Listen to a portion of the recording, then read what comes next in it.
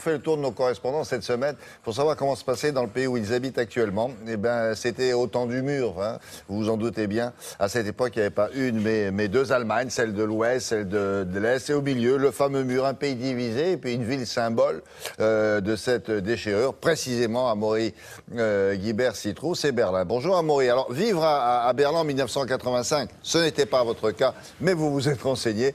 Alors, ça signifiait quoi concrètement ?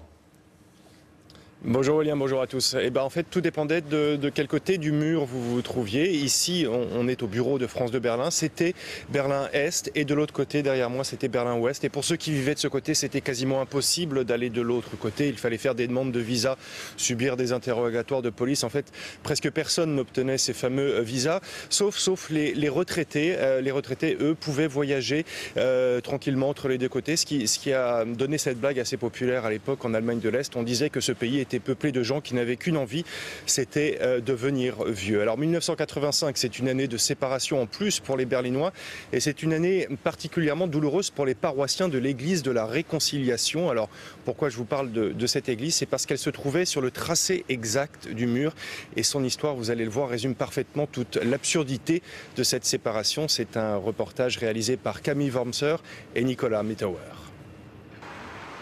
Le quartier de Bernauer Straße à Berlin aujourd'hui. Et voici le même endroit, il y a 30 ans. Le mur passait par là, juste devant l'église de la Réconciliation. Toute l'absurdité de la séparation, l'édifice se retrouve au beau milieu du no man's land, vidé de ses paroissiens. Et en 1985, le régime est-allemand prend une décision radicale. L'église est rasée à coups de dynamite. Rainer Just était membre de la paroisse. Il ne peut oublier ce jour. Certains espéraient toujours pouvoir revenir dans l'église et ils ont très mal vécu la destruction. C'était très douloureux pour eux. C'était comme détruire une partie de leur histoire aussi.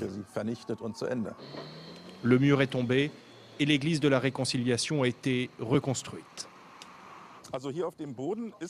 Sur le sol, on voit les fondations de la vieille église. Et la chapelle d'aujourd'hui se trouve là, où il y avait le chœur. L'édifice est moderne, construit avec les pierres de l'ancienne église. Pour nous, il était clair qu'il fallait rappeler cette terrible destruction, que ça reste dans les mémoires. Ce souvenir, c'est la raison d'être de la chapelle et du mémorial qui l'entoure, pour replonger les visiteurs dans cette période noire. C'est encore oppressant de le voir en réel comme c'était à l'époque, sans avoir rien retouché, donc il y a quelque chose de saisissant. Ça vous prend aux tripes, hein. Ce sont des choses qu'on ne peut pas oublier, on ne peut pas se mettre à la place des gens, mais on peut quand même sentir un petit peu ce que ces personnes ont vécu. Et tous les jours dans la chapelle, une messe honore l'une des victimes du mur. 138 personnes sont mortes à Berlin en tentant de fuir l'oppression du régime est-allemand. Alors, on a l'impression que tout a changé en 30 ans à Berlin et en particulier. Mais Amaury, la division d'autrefois dont vous venez de parler, est-ce qu'elle a vraiment disparu ?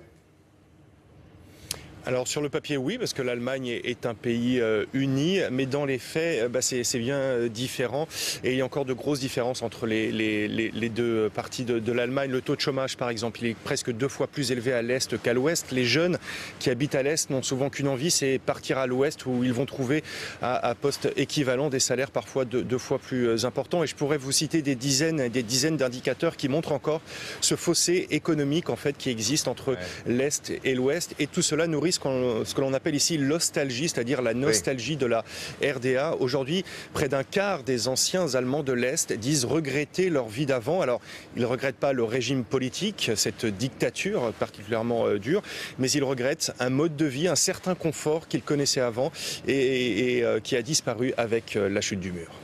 Merci beaucoup Amaury. À bientôt. Merci. Avec Patrice.